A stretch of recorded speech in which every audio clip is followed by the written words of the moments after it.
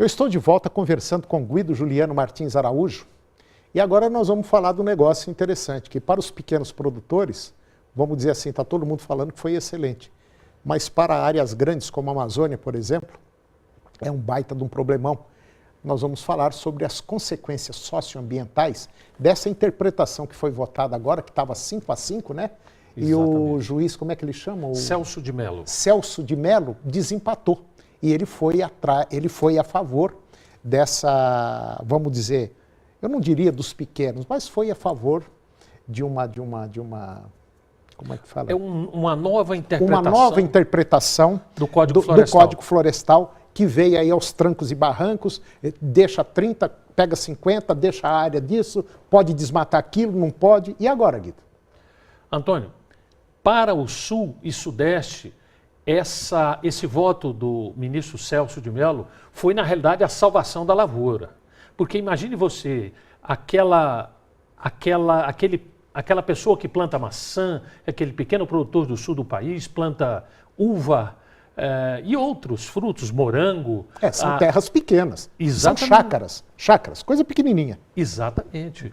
E Minas Gerais, o café, pequenos produtores, né? Muitos teriam as suas atividades agropastoris inviabilizadas se o voto do ministro Celso de Mello fosse... Pela inconstitucionalidade. Exatamente. Então, vários artigos do Código Florestal, ele referendou e a tranquilidade volta ao campo, mas nós temos uma preocupação que, com o passar dos dias, os juristas, os advogados especializados na área do meio ambiente, eles vão mostrar algumas brechas e a preocupação nossa, Antônio, é com a Amazônia, por conta de que essa interpretação, alguns juristas já dizem que seria até como autorizar uma velocidade maior no desmatamento.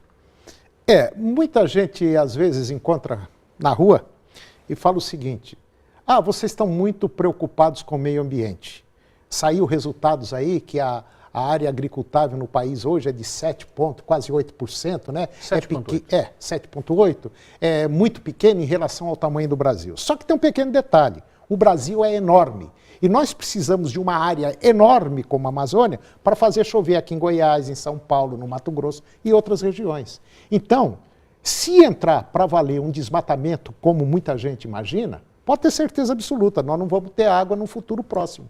E bem próximo. E a preocupação nossa, Antônio, é produzir alimentos, mas também produzir água. Esse é um assunto que a gente vira e mexe, a gente comenta aqui, mas como é que nós vamos preservar este ano, por exemplo, Antônio? O regime de chuvas, a quantidade de chuvas nestas regiões produtoras de grãos, ela será sensivelmente menor. E nada nos afirma que no próximo ano seja menor ainda. Nós estamos tendo aí um exemplo, já estamos até cansados de falar aqui, a Argentina está com um prejuízo enorme. Lá tem uma boa parte da Argentina que está sem água, não está chovendo. Já perderam aí, só para você ter uma ideia, por volta aí acho que vai dar por volta de uns 10 milhões de toneladas. Nós temos uma parte do Rio Grande do Sul, que faz divisa com a Argentina, que está com problema de água também. Vai ter outro prejuízo. Só que muita gente imagina, não, está tendo água, é só abrir a torneira. Não é bem por aí o caminho. Nós estamos falando em produção de alimentos. É uma outra coisa totalmente diferente, né, Guido? E nós temos que atentar bastante, produzir alimentos, mas com sustentabilidade. É isso que nós temos que pensar. Entra o técnico, entram as pesquisas para mostrar de que maneira que nós podemos equalizar isso. Jeito tem. Se quiser fazer, tem. Sim.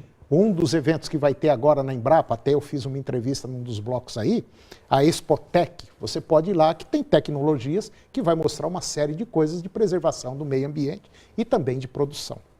Pois é, Guido, vamos continuar batendo. Uma hora alguém vai ouvir. Estamos aqui para lutar pelo meio ambiente. É verdade. Guido, mais uma vez, muito obrigado pela sua participação e até o próximo. Até o próximo. E o programa de hoje chegou ao fim e eu termino com a seguinte mensagem. Você precisa de um plano para construir uma casa. Para construir a vida, é ainda mais importante, é ter um objetivo. Um grande abraço, bom dia e até o próximo programa.